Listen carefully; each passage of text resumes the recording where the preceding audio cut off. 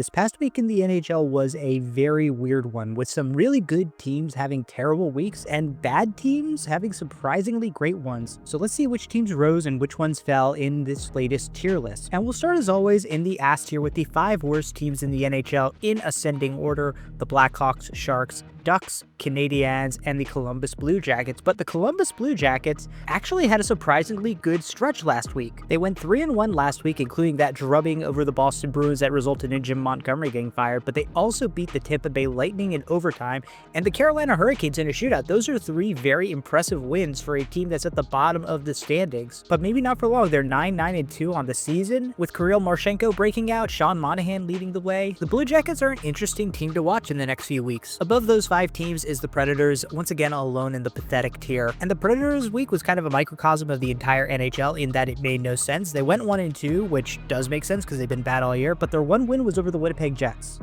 I don't know how to explain it either. For now though, all we can do is sit back and wait for the inevitable fire sale to come. Above the Predators, 3 just plain bad teams: the Red Wings, Penguins, and the Flyers. Nothing notable really happened for any of these teams other than Crosby getting his 600th goal, which congrats to him. But in the mid-tier, we have some notable changes going from the bottom to the top. We have the Utah Hockey Club, St. Louis Blues, New York Islanders, Seattle Kraken, Buffalo Sabres, LA Kings, Ottawa Senators, and Boston Bruins. Now, the 2 notable teams in here are the Islanders and the Sabres, who are going in opposite directions. For the Islanders, a very rough week where they went 1-2-1. They got a win over St. Louis, but lost twice to Detroit, and then lost to Calgary in the shootout. Over the 4 games they played last week, they only scored 7 goals. That's less than 2 a game, and they're now officially under 500. So if they want to get back in the playoff race, they're going to need to add some scoring desperately. On the other hand, we have the Buffalo Sabres, who went 3-0 last week, bringing them 2 games over 500 and forcing me to ask the question, are they any good? And my answer is probably not. I mean, their wins last week came against the LA Kings, which is a solid win, but then over the Anaheim Ducks in overtime and the San Jose Sharks, not exactly a group of world beaters. And while they do have some quality wins on the year over teams like Florida, Dallas, and the New York Rangers, they've also lost to teams like the Blue Jackets, Islanders, Penguins, Detroit Red Wings, Montreal Canadiens, and Philadelphia Flyers. They're just too inconsistent a team, in my opinion. They don't have the goaltending situation locked down. James Reimer played in that game against San Jose, and I just don't know if I can say that I think that they have turned a corner, considering the quality of competition they've played the last few weeks. The next tier up, we have out of hibernation, which is the Edmonton Oilers and Colorado Avalanche, 2 teams who got off to terrible starts of the season, but who I said were going to improve once they shook off the rust, and they have absolutely done that. Now, the Nashville Predators didn't, but both Colorado and Edmonton are looking like they're back to form. Colorado last week went 2-1. Yes, they got drubbed last night by the Tampa Bay Lightning, but they beat Washington and Florida, 2 very good teams. For the Oilers, they also went 2-1. They beat Ottawa and New York Rangers, lost to the Minnesota Wild, which is not terrible. The Wild are a really good team. So yeah, all in all, I think Colorado and Edmonton trending in the right direction after a slow start to the season. But speaking of the Minnesota Wild, I have them along with the Calgary Flames in my next tier, which is the still don't trust them tier.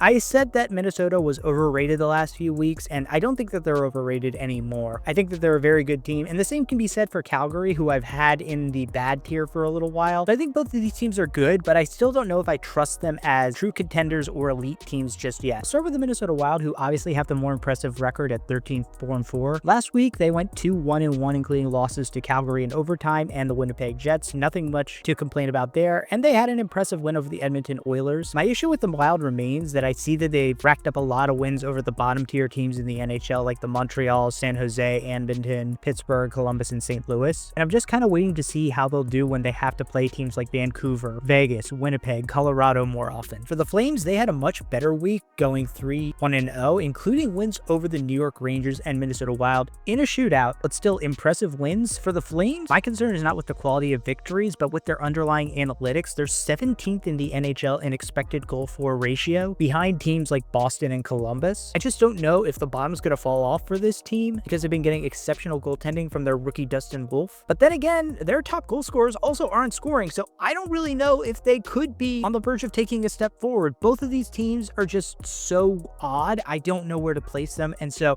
while While I have to admit right now they are both good teams, I don't know if I trust them to stay good teams for the rest of the year. Now above those two, we have the good, not great tier, which includes in ascending order the Florida Panthers, Vegas Golden Knights, Vancouver Canucks, Washington Capitals, and Tampa Bay Lightning.